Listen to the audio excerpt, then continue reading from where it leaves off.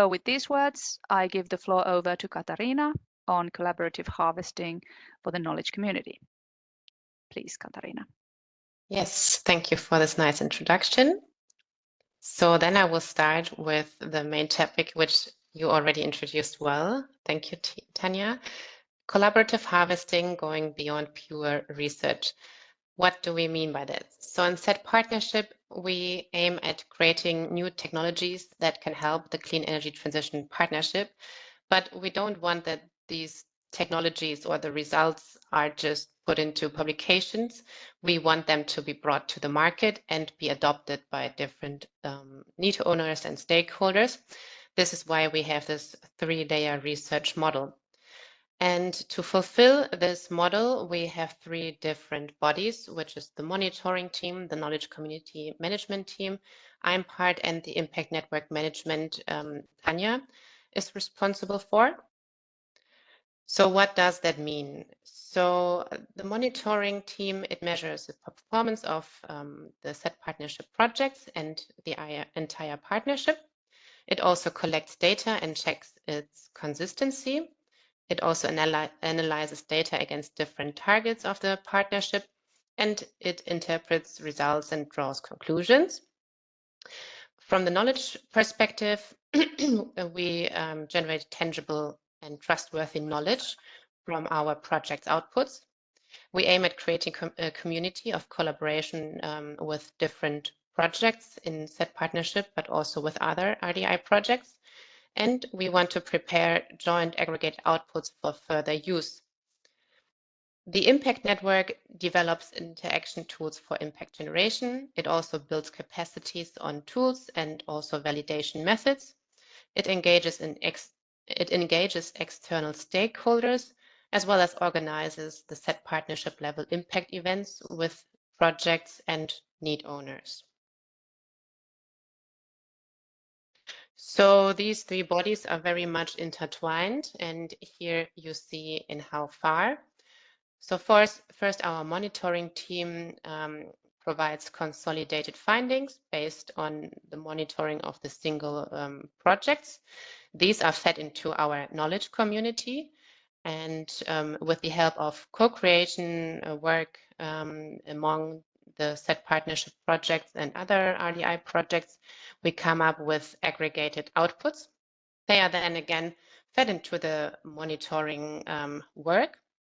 Here, these results are analyzed and made available for partnership outcomes, which mainly focus on adaptation and replication. This is then important for the impact network. And the impact network works together with the need owners and other further stakeholders for exploitation. And due to this interaction, new system and market data are taken up and are mirrored back to the monitoring team. And on the other hand side, due to these interactions with the stakeholders and need owners, new important topics and challenges can be derived, which are then taken up again by the knowledge community. And with the help of the exchange among different CETPartnership and further RDI projects, new systemic and societal solutions can be created. And these are again communicated back to the impact network, which comprises exactly these need owners. So who are our stakeholders? We have internal and external ones. So on the internal side, we have the European Commission and partnership. We have our funding agencies. We have transition initiatives. These are our thematic foci. Along the CETPartnership, we have in total 7 different thematic foci. And of course, our CETPartnership projects. On the other hand side, we have the external stakeholders, which we involve. This is in general, representatives from science and other RDI projects. We have industry and business, policymakers, including government and the public sector, as well as civil society. So this is also what was said in the morning during the policy conference, that this interaction with stakeholders from different angles, such as industry and business and civil society, is very important. And this is what we try to incorporate in our mission. So this was then the big picture of our 3 bodies.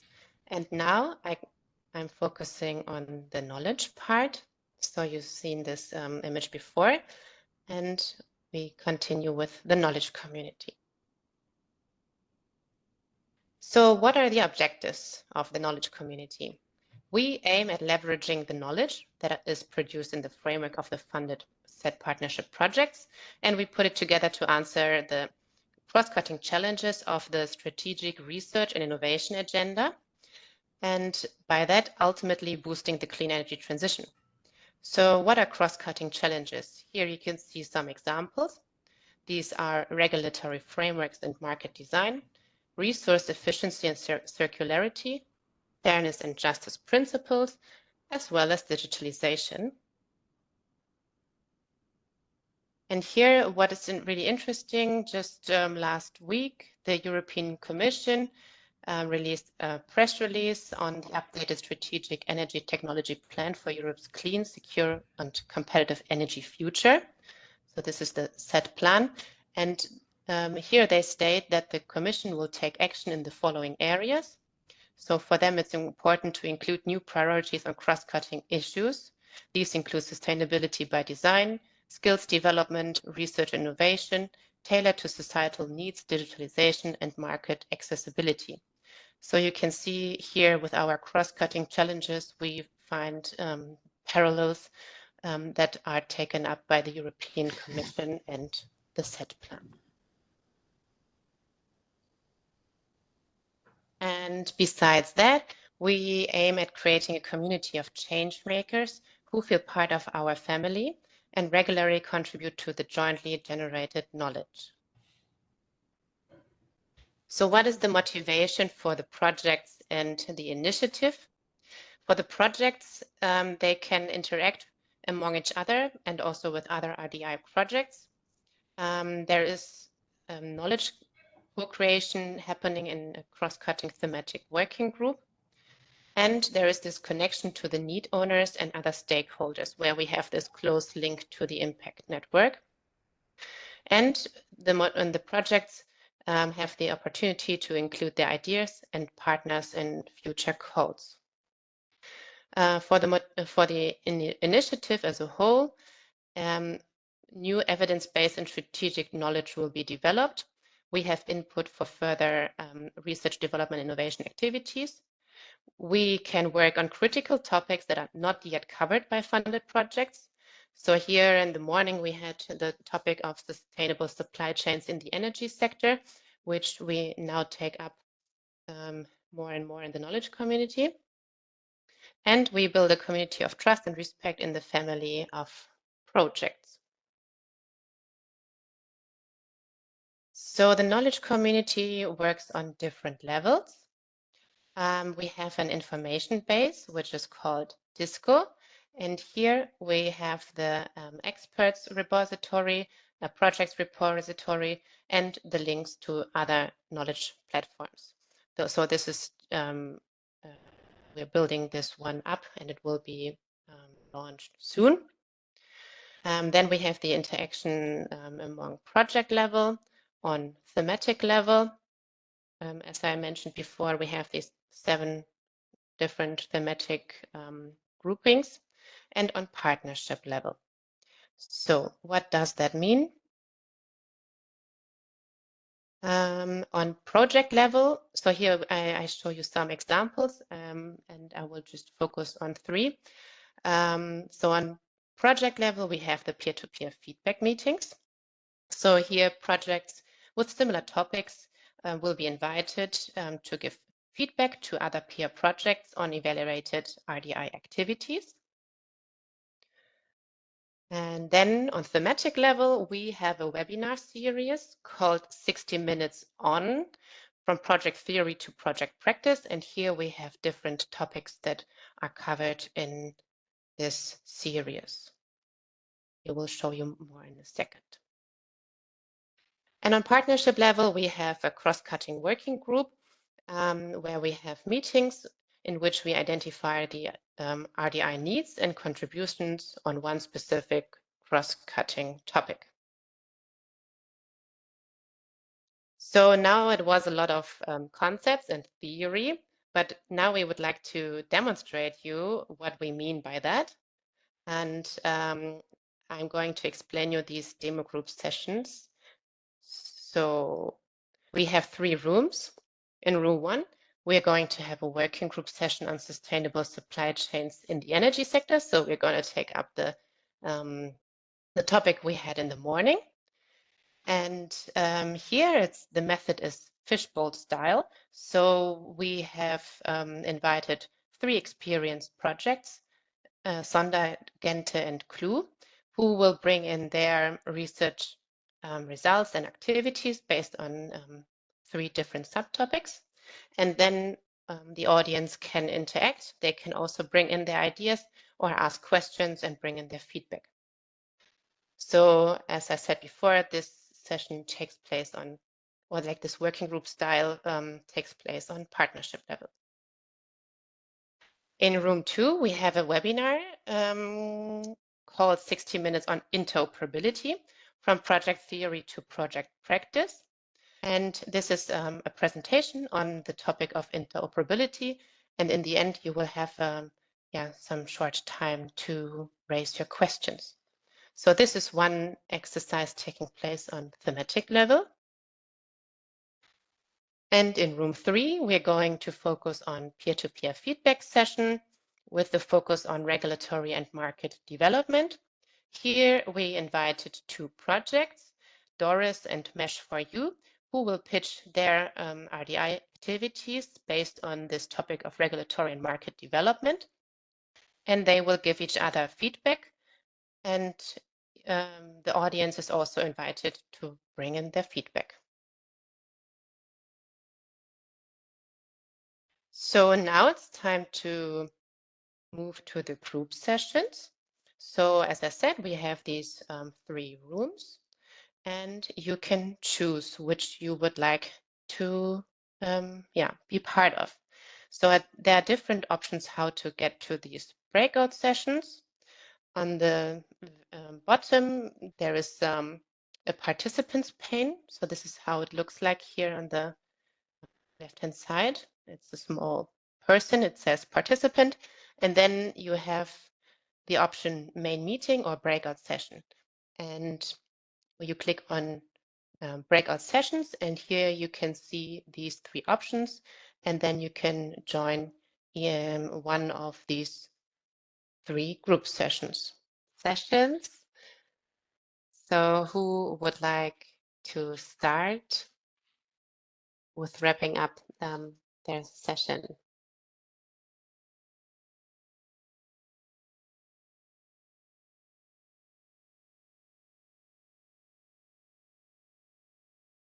I think I can start. Okay, sure. Okay. Giuseppe? Good afternoon, everyone. I am Giuseppe Palazzo from Transition Initiative 1.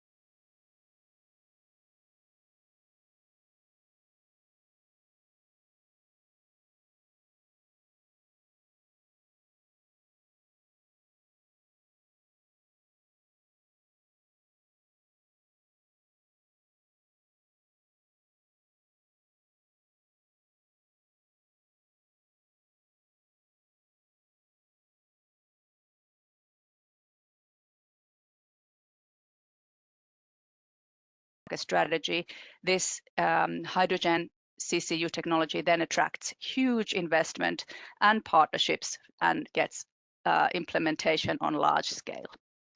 This is the exploitation pathway in practice. And how are we then supporting projects to actually move along this pathway? We provide support in terms of stakeholder networks and impact boosting methods through capacity building. You can see here 4 different examples of what we are doing. So we have training and networking events. And in the interactive part after this presentation, we hope to do collaborative harvesting with you to hear from you what it is that you would need. So that was it. I think I have used all my time. So should we just move along to the interactive session? Maybe if there is one question or a comment. So far, I don't see any questions in the chat. All But right, if we so have let's some time, move on then. Yeah. In order to keep in the schedule. Mm-hmm. Let me see about the time. Yes, good. Only 5 minutes. Good, so let's move on to the interactive session then. The idea of this session, as I said, is to do some collaborative harvesting of your views on what you think is important, what you need support for, so that we can then create the services needed. About the empirical approach, there is plenty of empirical approach. Yes, there is plenty of science behind all this that I explained. We start with an introductory panel discussion on impact and exploitation with 3 TRI experts. So TRIs, for those who are not part of the CETP yet, are those challenges that I showed in the pyramid. Then we have the brief survey with you on the online audience. And finally, we have a fishbowl demonstration of one of our impact boosting tools. And then we have a wrap up and final words. So let's start with the introductory panel discussion. We have 3 experts here. We have Giuseppe Palazzo from TRI1. TRI1 looks at integrated net zero emissions energy system on the European level, so it's the top one. Welcome, Giuseppe. We also have Isabel Cabrita from TRI3, the TRI of that imaginary example. TRI3 looks at storage technologies, renewable fuels, and CCU and CCS. Welcome, Isabel. Can we see you also here? I don't actually see Isabel now.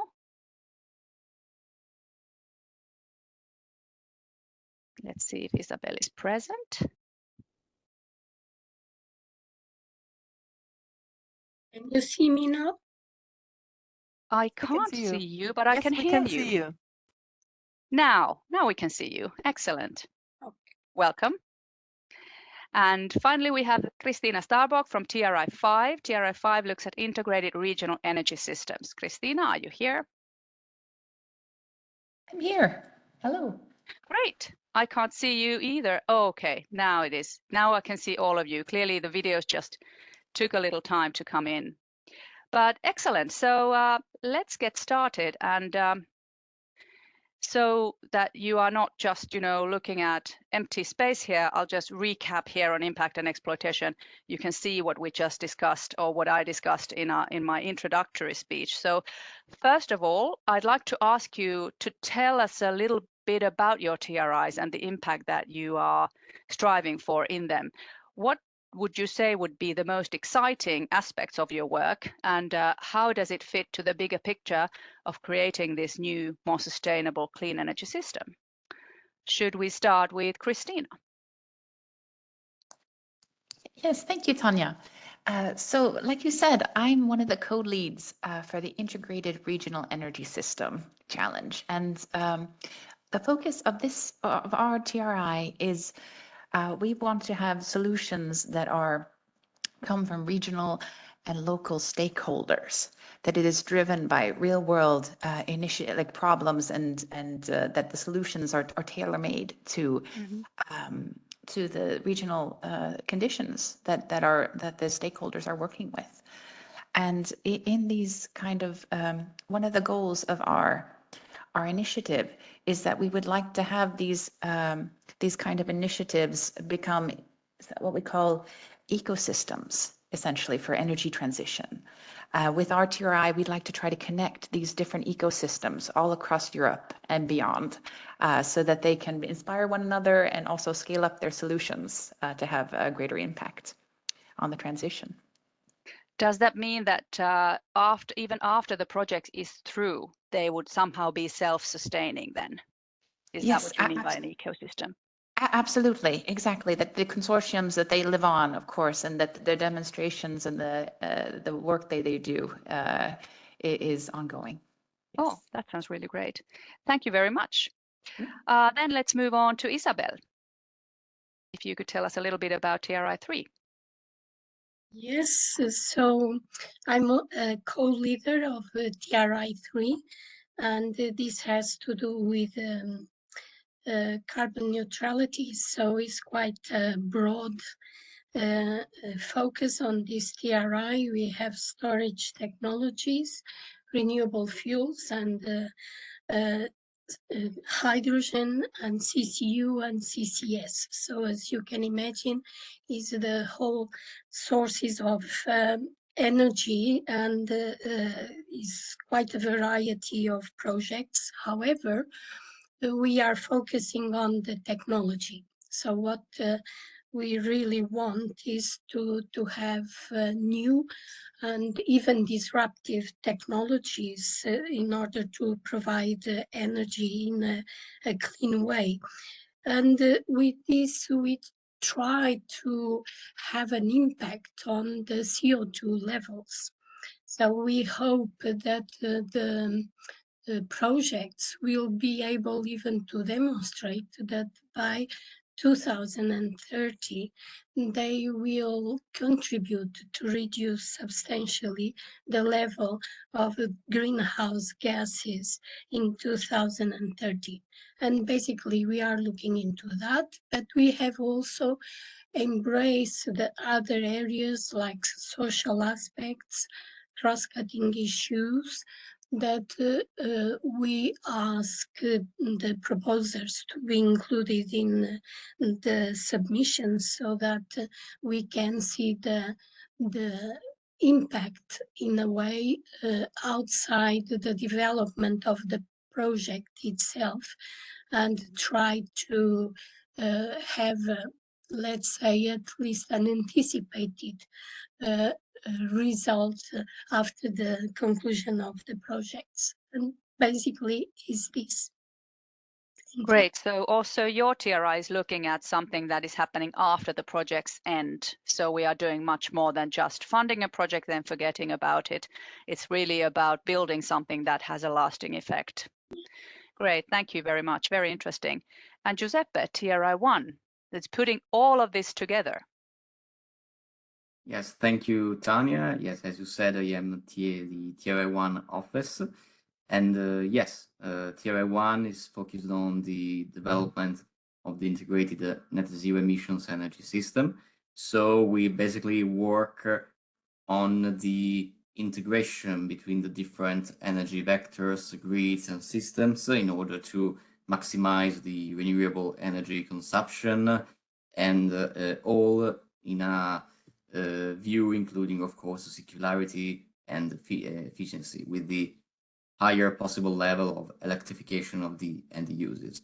So clearly we work both on the level of the integration between these different energy vectors and systems, but also between the different technologies that are at the center of the different TRIs. So we work for the development of the tools that will be used by at the local levels. That is the one that is more at the center of the TRI5 attention, but also all those instruments that are needed to integrate all the technologies at the center of all the different TRIs, including, of course, TRI3 on storage, for example. And so, yes, actually our impact, the impact that we want to foster regards the enabling of all this. And so, of course, we also work on the cross-cutting issues of cybersecurity for the digitalization part, and also interoperability, because all these instruments have to communicate between each other. Yes, very interesting. So you have quite different impact goals, really. So if TRI 5 is looking at these innovation ecosystems that will become self-sustainable in a way, TRI 3 looks really at the technology and has very particular emission reduction targets. That's very interesting. And then TRI 1 is going to try and enable the whole integration of all these different technologies and the different regions. So it's very interesting and a huge job, actually. May I ask at this point, how many projects do you annually get from the calls approximately? Is it in the range of 5 or 10 or 20? Yes, Christina says all of those. Yes. I think we had 4 this year, but we're hoping for more next year. Oh, yeah. We have 3 from the Joint Call 2022, and we hope, of course, for more from Joint Call 2023 on. Yes, and these are 3-year-long projects. Am I right? Yeah. Yes, right. And, very interesting. We had, if you want to know about TRI 3, we had 15, so 4 in CCUS and 5 in renewable fuels and hydrogen. So, yeah, I think it's quite a good number, but still we hope to get more this year. Yes, but quite a big difference among the different TRIs. But let's move on. Christina, since you work in the regional energy systems and the integration there, clearly for you, the interaction with the regions, institutions, policymakers, and consumers must be very important. Would you like to tell us a little bit about that? How you, for instance, give instructions to your projects, what to do with them? Or... Absolutely. It's really quite critical for specifically our TRI that the need owners are involved. And like you said, from a governmental perspective, having a municipality or a region active can be a very positive if you have local and regional goals, for example, that you can connect to that are politically based on political aspiration or goals, essentially. But also local industry, research institutions. There are so many different stakeholders that can contribute to making the transition possible and to basically finding solutions that are optimal for the conditions that you have regionally. So we are definitely very interested in that, and also if these sort of ecosystems, if they've already been working with demonstration projects or have a test bed where they have tried different solutions, that is especially interesting for our TRI, where we'd like to just continue building on what is already in the works locally and regionally. Yes, and especially the societal acceptance aspects are important on your level because you are working in the regions. So yes, that must be something that you are really looking at. No, absolutely. That the societal, that there is sort of a co-creation is an exciting, I think, way to try to make progress in these different kind of solutions. So great, thank you. Then I'd like to actually ask Giuseppe about what are some breakthrough innovations in clean energy that you're currently working on, and how might these innovations then transform the energy system? If you could give us an exciting example. Yeah, perfect. Thank you. Yes, for example, I'm working on floating offshore wind, which on the one hand allows to produce wind energy farther from the coast with higher level of generation, and on the other hand, it provides new opportunities in terms of new grid configurations.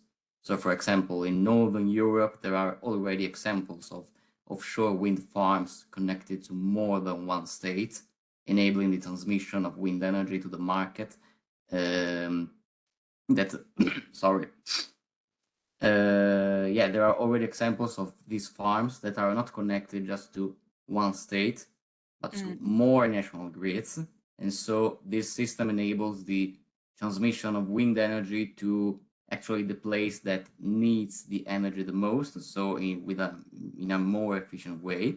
And at the same time, these systems also provide a new route for cross-market energy flows.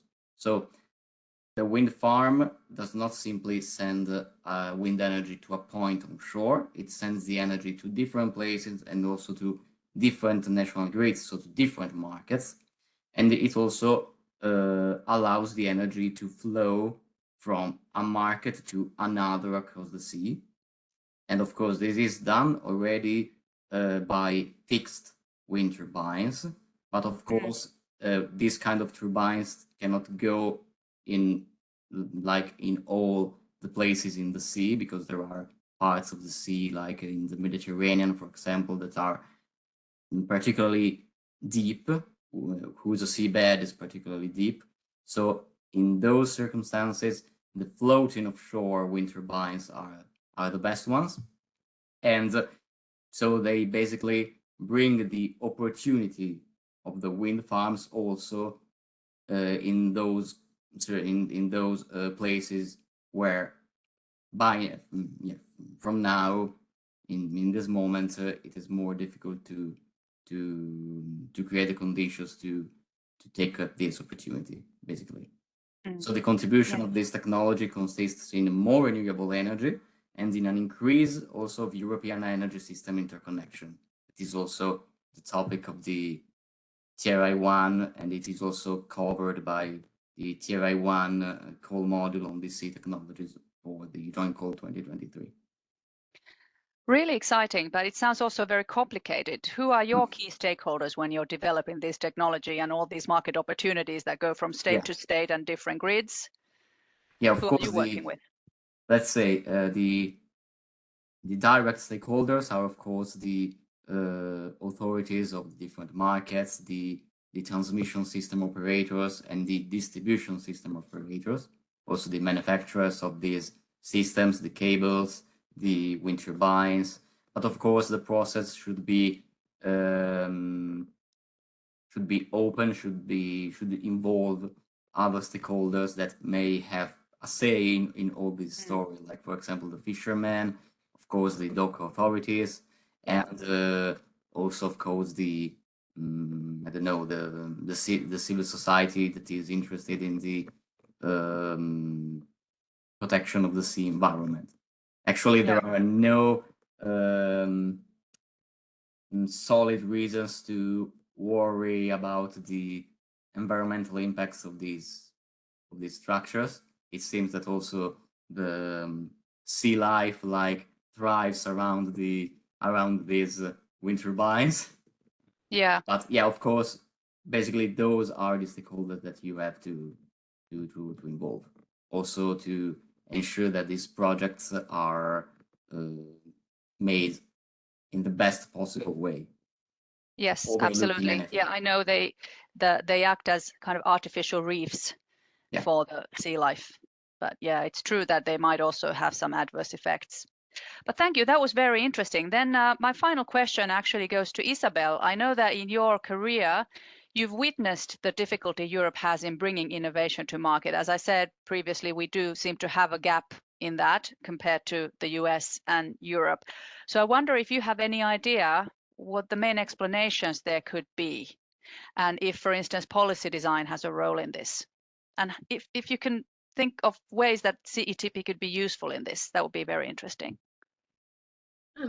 Yeah, thank you for this question, Tanya. Actually, yeah, my experience shows that, and I've been involved in several demonstration projects where you have the technology there, the project is proven successful, but then it doesn't go beyond. And I was in a way, I got to know this morning that I thought it could be some kind of a local problem on the mechanisms, but apparently something that we really have to tackle.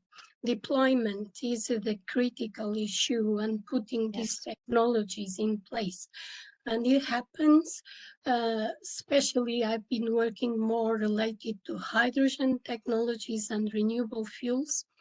And what happens is you have some technologies, they are already there, but they are not being used then. So there have to be mechanisms And the experience I also had in this case in Portugal with the national hydrogen strategy, where the political will and the policy issue in a way pushed this in terms of priority to allocate technology, define incentives, and so on. And I suppose in the other European countries, this happened too. So I think in CETP, and when we are trying to promote these projects, financing even better technologies, lower cost, higher efficiency, and so on, we should be able to engage the different even policymakers in a way, and to give policy recommendations in order to have these working together, and in different sectors as well, because my experience also shows that we should look into different sectors. And for instance, when I look into hydrogen technologies, where you have end users, and they will be probably considering to use a new type of fuel, they also have to address that, and we have to make them comfortable to be able to receive not only the technology but the fuel itself. So the whole thing has to be integrated, and the different sectors, regulation, policymakers, and technologists, and so on, they have to work together in order to plan a certain model to be put in market, and to have then the acceptance to integrate these technologies. At the same time that we try also to accommodate industry to embrace these new technologies. And for that, for instance, in TRI3, one of the let's say requirements we have for the projects is that they have industrial partners, so that at least we have someone absorbing or even participating in the development of that technology, that then there could be some continuity to it. Yes. Thank you very much. There's plenty to do, and it's great to hear how different the TRIs are, how different the aspects are that they are actually working on in this system. So thank you very much for this. Please stay on still. You can turn off your videos for now if you like. We are moving on now to the online survey part, but I would like to hear your comments when we get the results of the online survey. So please stay on. And now I hope to get the slides back on the stage.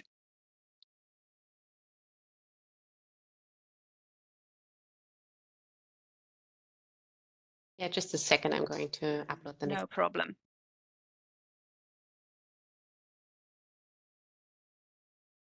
In the meantime, I'll check what we are getting in the chat. One of the main issues is continuity. Regional partnerships in the US develop within the same call and program. Here in Europe, it's a call here and a call there. That's very true, I'm sure. Definitely. Thank you for that comment.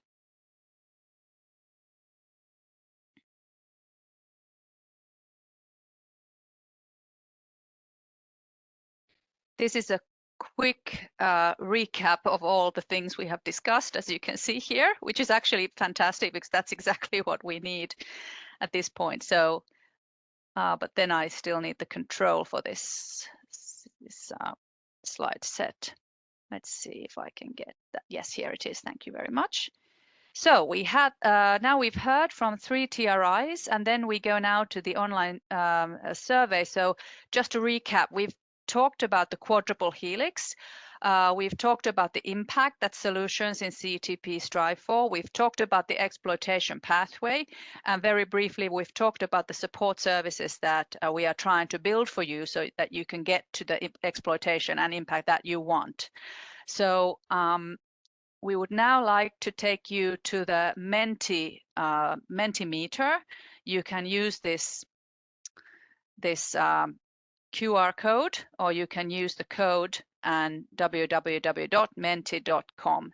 And now my colleague Susanna will take over the screen and show what the but let's keep this here just for a moment so that people can see and get the code. And I also just posted the link in the chat, so you can also go to that if it's easier for you.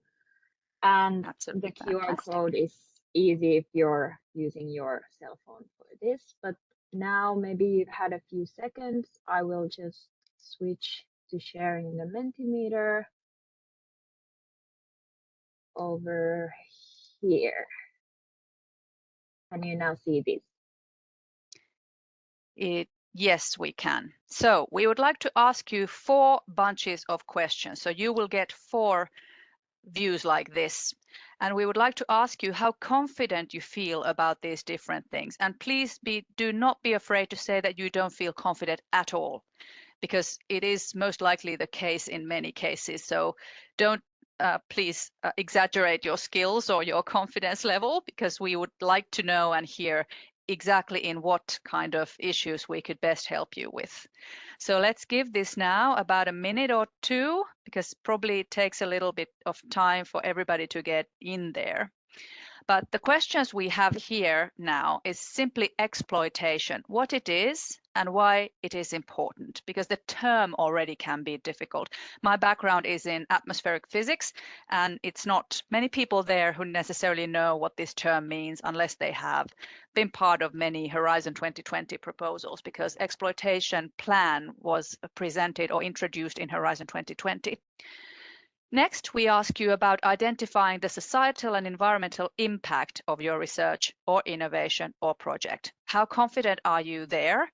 Would you like to have some help in, helping identify what the potential there is, what kind of impacts your research could have as it is or as part of a larger system?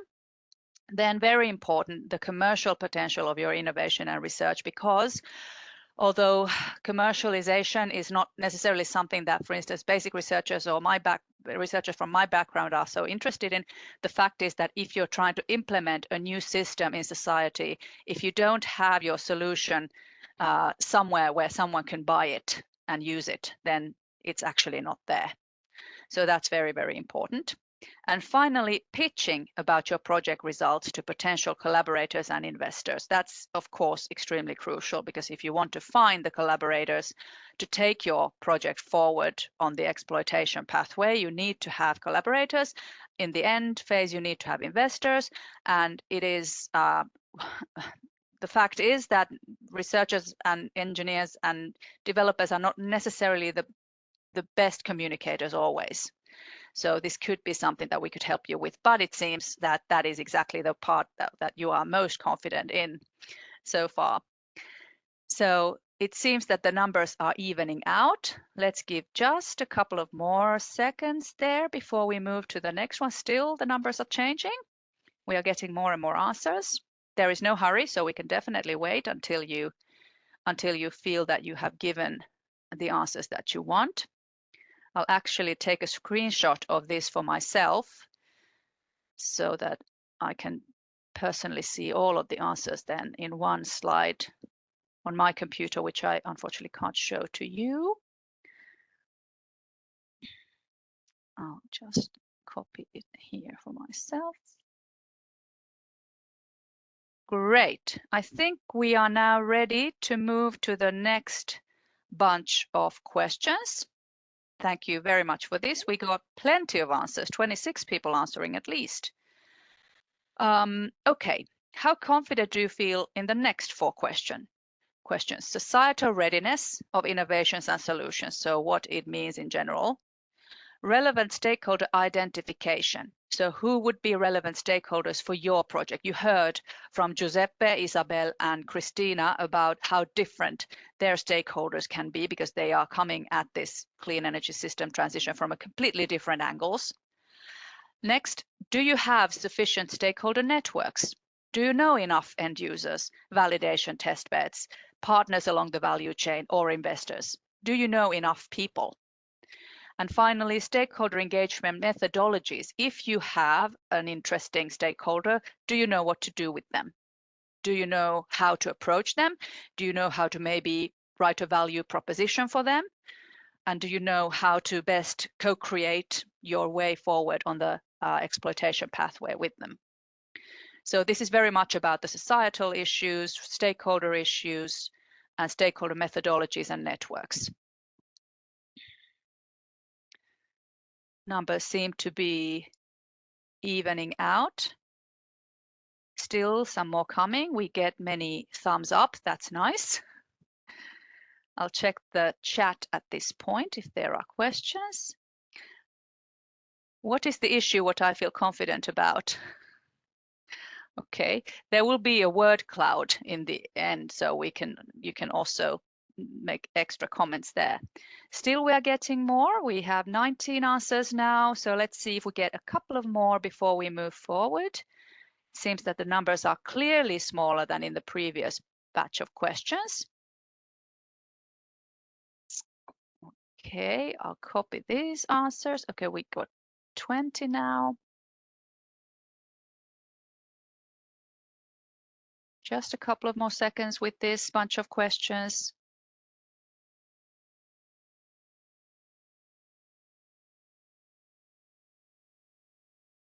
All right, let's move to the next bunch of questions. So there are 4 bunches altogether. Okay, now we are in the exploitation pathway, in the middle of it. We are in the validation. Now, you saw if you think about the arrow, you can see that you cannot get from the left-hand side of the exploitation pathway to the right-hand side without going through validation. So this is really a crucial part. And the experience of CETP people who have been working in this community for longer than I have is that this is particularly something that projects often need or want support with. So it's often the case that they do not necessarily know enough validation partners or test beds, and even validation projects may be delayed because when they start, they still don't have the right partners. Now I have to see if someone has their hand up, but actually I don't see that. But this is as good a time as any if somebody wants to have, of our panelists wants to have a comment on this while we wait for the answers to come in, or we can wait until we get all the answers and then look at them as a whole. Numbers are still moving. But Christina, would you like to say something? Oh, no, I just think this is so fascinating to look at especially this with validation. For TRI 5 with the regional energy system, we really think it's critical that we try to lift this specific issue, that people try to work with test beds and other tools for validation so that we find solutions that are scalable and replicable and work. So it's interesting to see this feedback about validation. Definitely. And at this point, I have to ask Susanna about the colored, like these curves behind the numbers. Do you know if they have a significance? Are they to do with the kind of? Yes, it shows the curve of how many people replied which number. So you can see, for example, that it spread out very evenly for skills and contacts for validation. And for what it is and why it is important, I think 4 is the number that has the hill up. So many people were very confident. So that's what I was thinking. Does this mean then, for instance, validation, that most people or many people are quite confident, but then there is a long tail of people who are spread along, not confident at all, to up to about 3.5. So the distribution is very different. Also, skills and contacts for validation look a little bit like that, but less pronounced.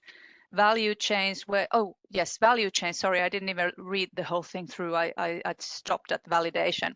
Let's move forward. So in this, I mean, let's look at these questions a little bit more. So skills and contacts for validation is what I was talking about, and clearly there we are very much in the middle. Value chains, where your research or innovation fits in. Now this is something that most people are in the middle of, it seems, so also at 3. And then finally, identification of key exploitable results seems to be leaning more towards less confident than confident if we look at this. And this is actually really crucial in the exploitation plan that the Commission is demanding, that you need to be able to identify your key exploitable results. But in my opinion, this actually goes quite a lot hand in hand with the commercial potential of your results, where, if I remember correctly, people were actually quite confident with. Let's see, commercial potential was 3.4 and quite even, but then key exploitable results is 3 and more to the lower confidence levels. But great, again, we got more than 20 answers. That's really great. Let's go to the last bunch of questions. These are the last ones. So this is, again, more towards the right-hand side of the exploitation pathway. So identification of the exploitation strategy for the key exploitable results. In the exploitation plan, you first have to identify the key exploitable results, and then you have to figure out an exploitation strategy for each of them. So how confident are you that you can identify a strategy for exploitation of the key exploitable results? Next, intellectual property rights. Very crucial issue, very difficult typically. Creating a business plan. As I said, most likely you will need business partners to create the business plan. It's not too many researchers that are working on TRL 1 to 4 that are interested in becoming entrepreneurs. So most likely they would like to maybe then move it along to big businesses or maybe create a startup with someone. And finally, creating go-to-market strategies, which are part of a business plan, but it's even more detailed. So let's wait a little bit when people get their answers there.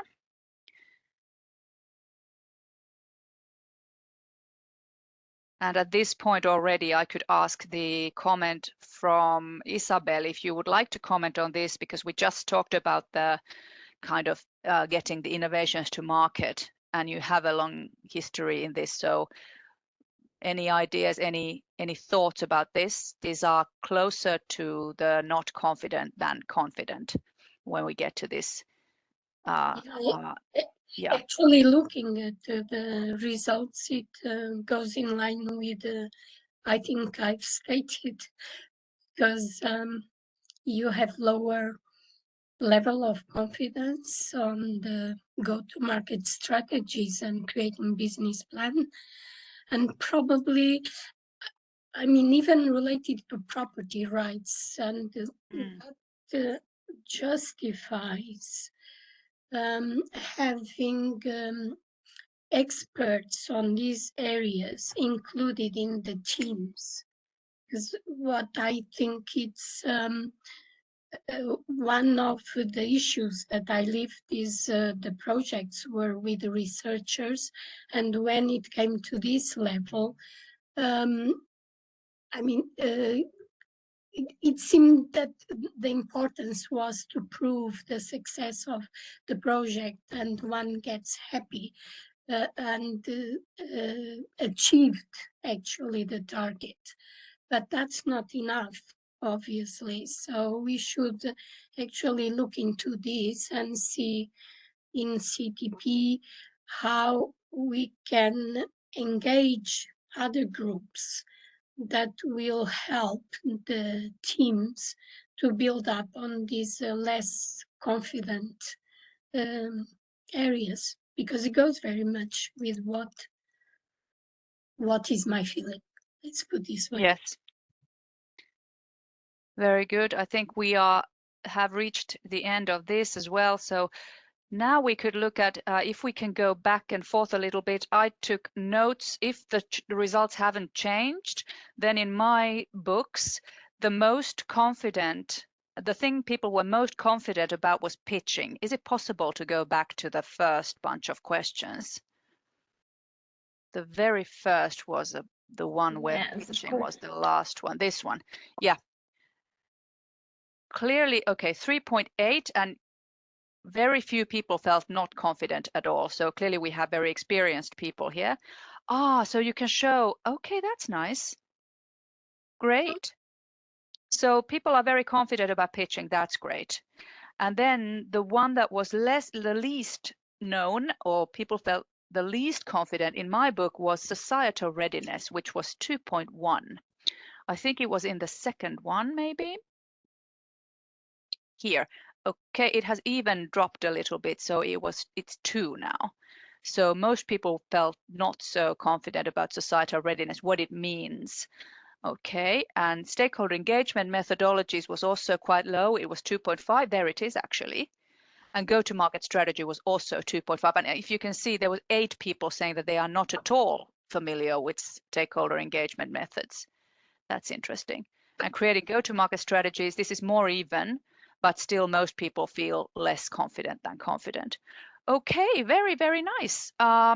The numbers can change. You can still give your answers. We will collect all of them afterwards, but then it will be great to hear from the panelists a little bit of your comments, and we could then move on to the word cloud at the same time, because otherwise we will not have time for our demonstration. So we can go to the word cloud, and if someone wants to still have a comment about the results that we just saw, especially the stakeholder engagement methodologies, that was the lowest in my opinion, it seems to me, and societal readiness and go-to-market strategy. But that I don't think is very, very strange, because we are an R&D partnership. We are not a business partnership as such. So Giuseppe, is there something that you feel lines up with what you have experienced in TRI1? I know there's only been one call, so there's not much you can say, but in your general experience, is this surprising to you, or is it something that you expected? No, I'm not surprised, because I had a very nice call with the project leaders of the TRI1 2022 call selected projects. And yeah, they were very interested in the, let's say, networking opportunities of the Clean Energy Transition Partnership. So all the knowledge management and impact network activities are, of course, very useful for them, also to get in contact with other stakeholders. So all the issue of involving the living labs or involving the need owners, all these things, of course, really interested them. And also looking at some reports regarding at least Italian partners to Horizon 2020 projects, there is this need of finding partners and involving stakeholders in general. Of course, if you speak with SME, this issue is more relevant. And of course, we want to involve also that kind of actors. Okay, so for SMEs, this is even more relevant. I have to say that I don't have experience in SMEs, so can you maybe elaborate just a little bit what you mean that it's even more important for them? Because they need investors, of course, but... Yeah, they need investors, but sometimes they do not have the... they don't know how to start to enter in contact with other potential partners for the projects. Of course, this is even more relevant if you talk about international collaborations, and it is also difficult to engage stakeholders if they are not already in your network, maybe at local level. So yes, right. Simply this is a very general comment to this topic. I'm sorry. Yes.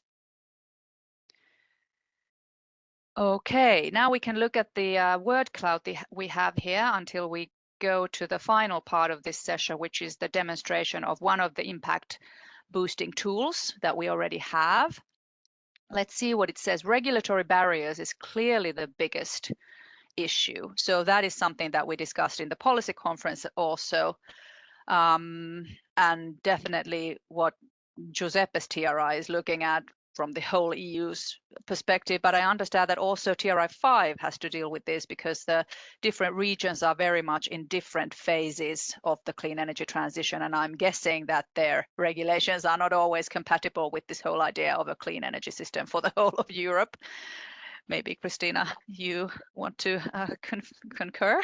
Yeah, no, comment on this? Absolutely, and that the regulation is sort of evolving. At least that's what we see here in different areas of Europe. So there's certainly, when it comes, there is certainly EU regulation that is sort of coming down now to the national level and can have definitely significant impacts when it comes to maybe like energy communities and other like areas where regional energy systems are concerned.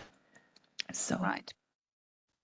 All right, so clearly regulatory barriers is key here. Then other words are of the same size. So my understanding is that they are different. So we have very different things. We have public deployment support. Well, that obviously goes to the societal readiness. To advanced technology. That's interesting. Framework is too linear. I'm guessing that means maybe the exploitation pathway. CCU needs huge investment. Regulatory policy mentioned again.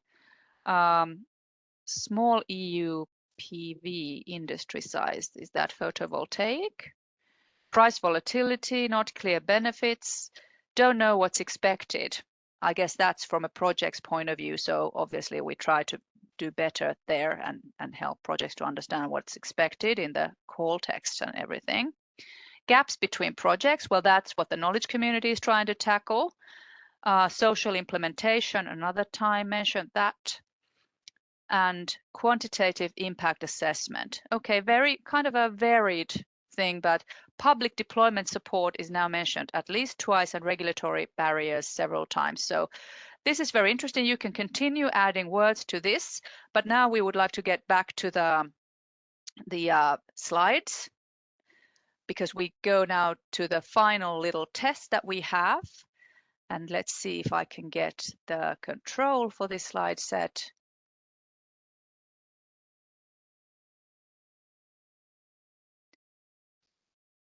Here it is. Thank you very much.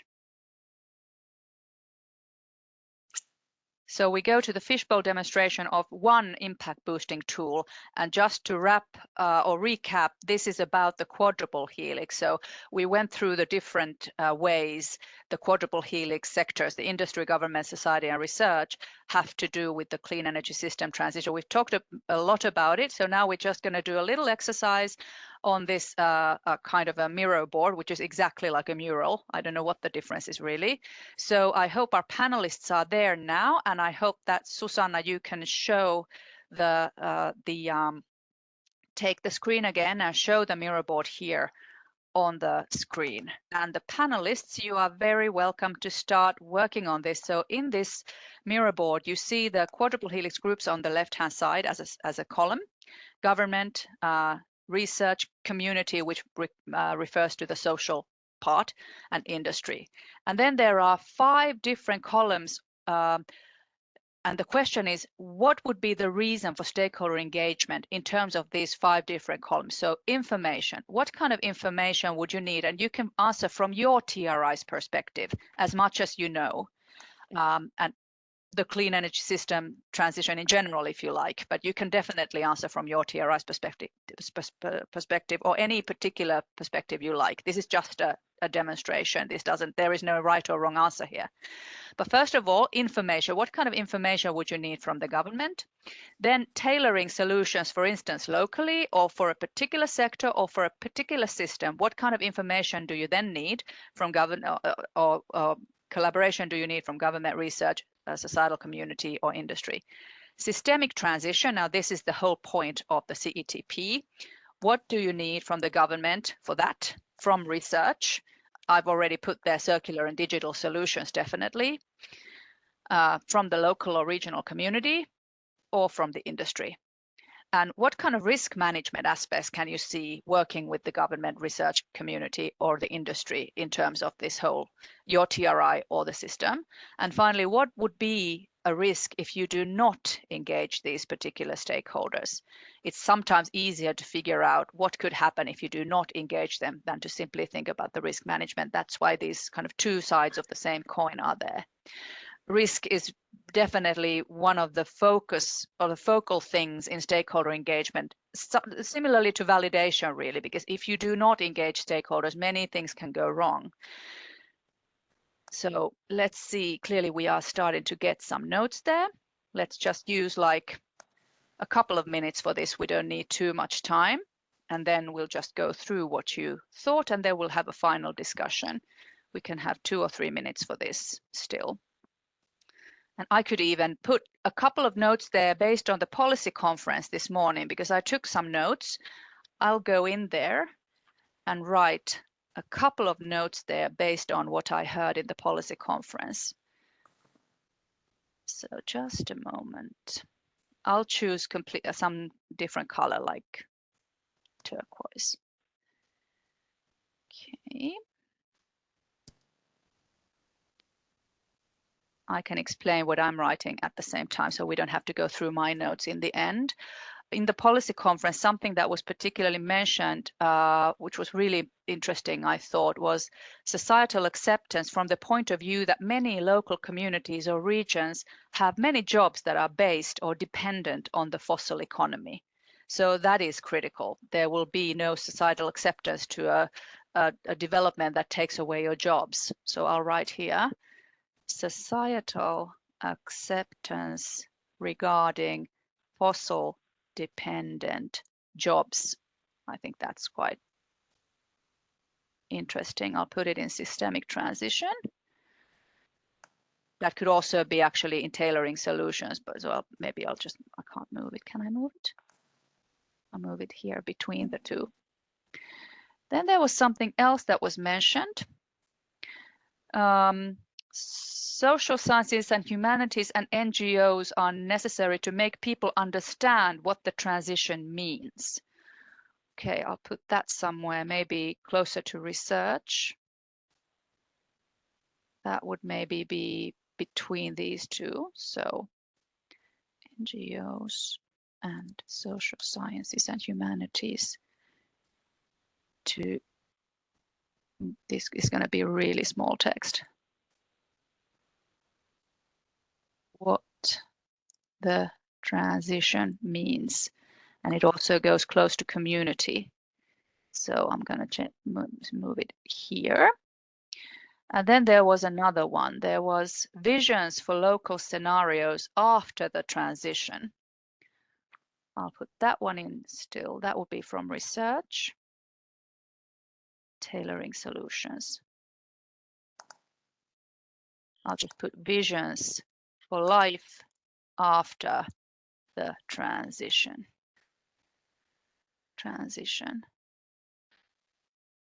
All right, I think we have plenty of post-its there now. So you heard what I put in there.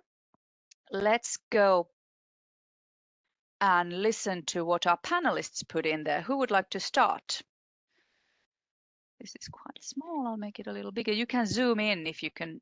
If you have, probably all participants are able to zoom in, I think.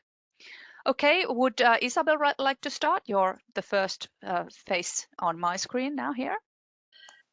I am trying to get into the Miro, and yeah, you're actually right. Actually, your color was pink, and you still haven't moved your. And I have the labels there, but somehow I don't manage to get it. But anyway. Okay.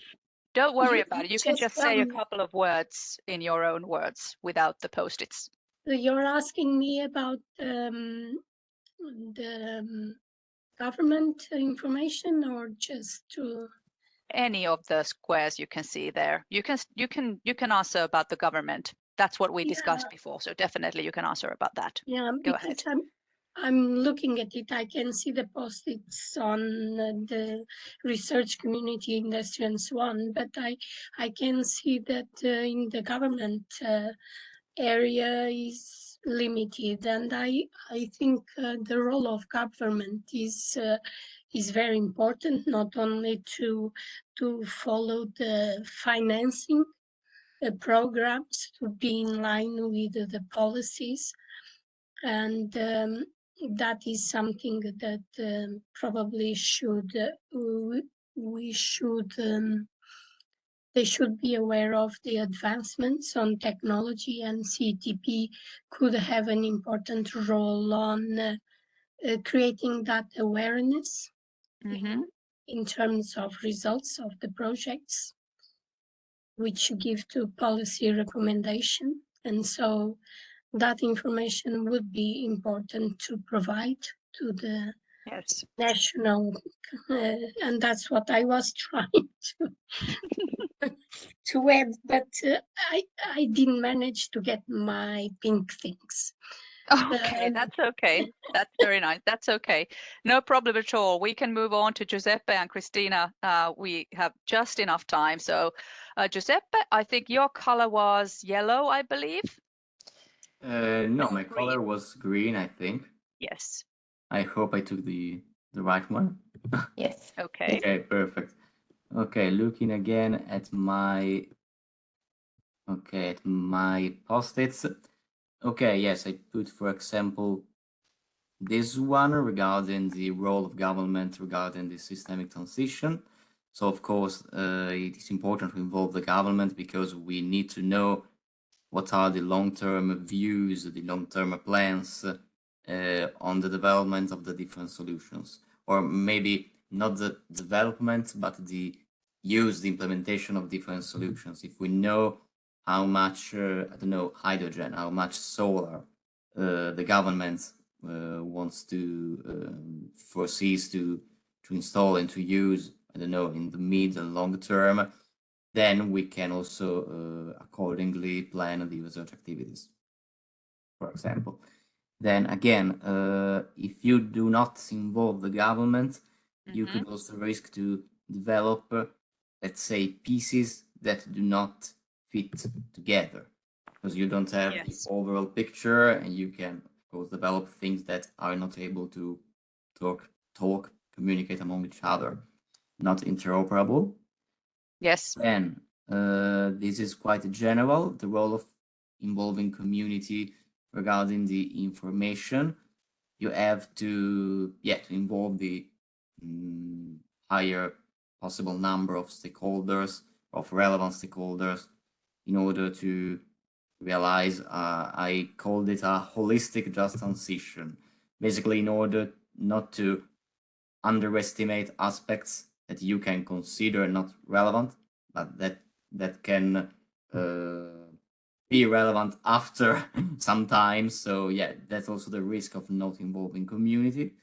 Yes. And and then the role of industry, of course. The firms are often the ones that live every day the issues of the energy system. They know actually what are the needs that must be tackled, and they also are the ones that actually implement the solutions that are developed by the R&I, and so they determine the actual impacts that we are talking about. So of course, the use of it. Absolutely, thank you. Excellent points. Excellent points. I now put in the chat a link for everybody to view the board. So it's true that you can't really, even if you try to zoom in, it gets blurred. So now everybody can go in, but I think now it is disabled to do anything more. But that's fine. We can go with these post-its. And now I think everybody can go in there and see closely what people have written. So Christina, what did you write? Yeah, well, my post-its were very much in line with what Giuseppe and Isabella have been speaking on. I think if I begin with the government, I looked at things from a regional and local perspective. And government is very, very interesting when it comes to stakeholders locally and regionally. They can potentially be a kind of facilitator because they are, very responsible. A lot of need owners are very connected to, they feel the consequences for the need owners locally and regionally. So they have the potential to create platforms for collaboration locally. And I think also local and regional governments also are often involved in planning. So when it comes to different types of infrastructure, large-scale energy infrastructure, they are an extremely important stakeholder to involve early when wanting to do larger transitions. And when you say government in the local context, do you mean like city boards? Yes. Like municipalities, city, exactly, or yes. Like county seats or regions, essentially. Exactly. Yes, great. Okay.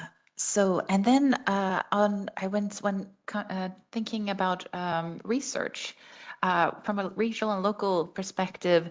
Often, when you involve universities, they come with sort of resources, people that can, have the time and focus to think about, analyze the local situation and also come with innovative suggestions or solutions.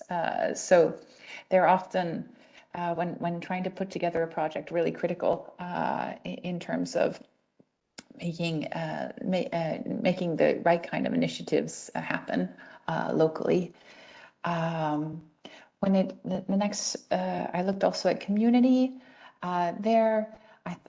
When you're talking about tailor-made solutions, I thought that the role of energy community and citizen initiatives is very important. So that's one thing I tried to lift. Yes. True. I'm trying to think what else. Here we have also when it comes to community, when we're if there are initiatives that are more transformative, it's enormously important to have the society, local community involved, because otherwise you may find a lot of there's a risk of having a lot of resistance or sort of a rejection of the solutions or infrastructure that is trying to be implemented. So then I guess the last thing I put on with industry, just like Giuseppe said, that industry feels the reality of the transition or the need of our need overs when it comes to the transition, and they you can see that often their local industry can be a kind of leader, local leader to making solutions happen. So having a number of those sort of engaged industries that if they're not involved will probably feel the consequences of the transition is really critical. Absolutely. Thank you so much. I think these were all excellent points, and I hope you now got an idea of what this kind of a tool can do in kind of helping structure your thoughts around what kind of stakeholders do you need and for what reason. One thing I noticed that wasn't put in there was industry as partners in the value chain, because if we think about the exploitation pathway, it's very important to engage the early adopters, which are the next people in the value chain, so the ones that would be directly buying or using your solution, and then the end users, at least according to the Horizon Europe's definition, would be then the final users of a solution. Then I don't know what that would be, like the person driving a car that uses the fuel, for instance, or something like that. But the early adopters and also the suppliers, the direct suppliers of your raw materials. I just learned today in the policy conference that there is such a thing as a deep supply chain. I thought that supply chain, goes all the way to the raw material that you extract from the ground or from biomass or whatever. But that is the deep supply chain. Typically, a supply chain is more looked at. People look at the closer supply chain of what they need. So that was missing. I think that we could still add there. And then one thing that's already written there that's critical, the risk of not engaging stakeholders in the industry part is not to have any partners for the systemic transition. If you don't engage industrial stakeholders, you will end up with no partners at all. So how do you then do the transition? So thank you very much. We are almost running out of time, so we can go back to the slide set. And we probably don't even have time to ask for your maybe one take-home message from each of you for all of this that we've discussed. Was there something that you would like to take with you and remember from now on, or utilize in your own work? Just, one word or one brief sentence. What do you think that you learned from this, or that you would like to emphasize for us? Anything that you would like to kind of us to remember or yourself to remember? Maybe Christina, you want to start very briefly. Yeah, of course. Well, I think my takeaway was that the stakeholder management, that there was sort of maybe a gap there that we could be trying to, from the CTP's perspective, help with the knowledge when it comes to how do we work with stakeholders. That's a takeaway from me.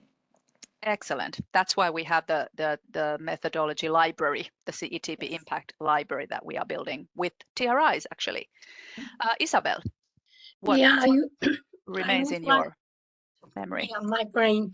I would like to call the attention to someone regarding involving academia and research. And when it comes into demo projects, and we are asking to have a high TRL as a result, where some parts are low TRL. And that is the risk there to for the project is higher, but I don't think that should stop the team to come together and try to plan for this, but is something that we should think about it, the complexity of putting different components that can have different TRL levels, and that hasn't been addressed in this context. That's very true, because they would then have kind of different exploitation pathways because they are at different parts of it. That's a very good point. And Giuseppe, anything that you take away from this whole session? Well, I think the overall framework of the market uptake process, that reminds me also the general framework and concept of the supply chain, that like at each stage you have to involve different actors. There are the early adopters, then of course all the general adopters, and it seems to me there is like a correspondence between these different stages, different actors to involve, and also we can say different projects. I encountered the concept of the so-called product chain, that of course a project delivers something that then is taken by another project, a new project that brings it further. So yeah, I think it's all a unique system that must be, leveraged. Definitely, absolutely. Thank you so much. Thank you to the audience also, because you were very active in the online survey. We got absolutely fantastic and important information.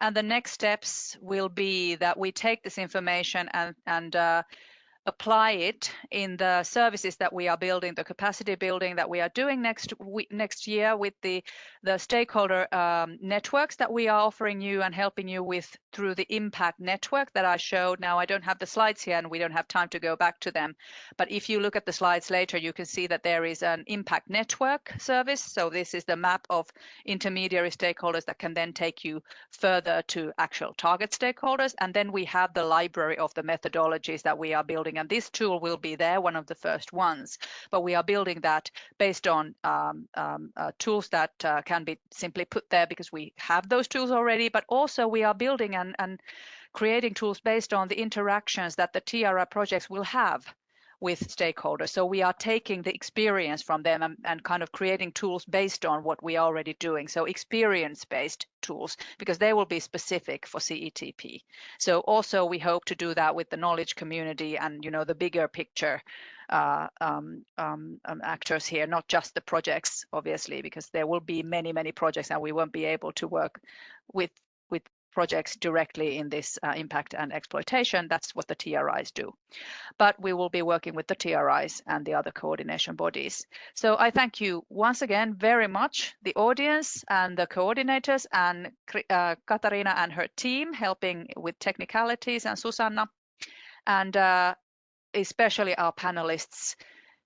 Thank you so much for taking this time and helping us with this. And now I'll give the final word to Katarina, who I think will be talking about what happens tomorrow. Thank you. Right. Thank you. Thank you for this very interesting session. And I think we can take away a lot of good messages we're going to use for our future work. But what to expect tomorrow? So tomorrow we're going to have 3 sessions. So we will start with the session on RDI projects in the center. Here we will show you, or we will dive deep into the single transition initiatives. As we mentioned before, there are 7 different ones, and you already were introduced to 3 of them in Tanya's part. And here we will focus on the projects with the focus fitting to the transition initiative or the challenge. And we will also present the newly selected Joint Call 22 projects. In the afternoon, we're going to have a Joint Call 2023 Q&A session. So the Joint Call is still open. And here, this is the last chance to answer all your questions. And later on, there is an opportunity for matchmaking. So there you can organize one-to-one meetings on our event and matchmaking platform to find suitable project partners for the Joint Call 23. So these were the last words from my side. So thank you very much for joining our session in the afternoon. And I hope to see you tomorrow again. Have a good evening. Bye.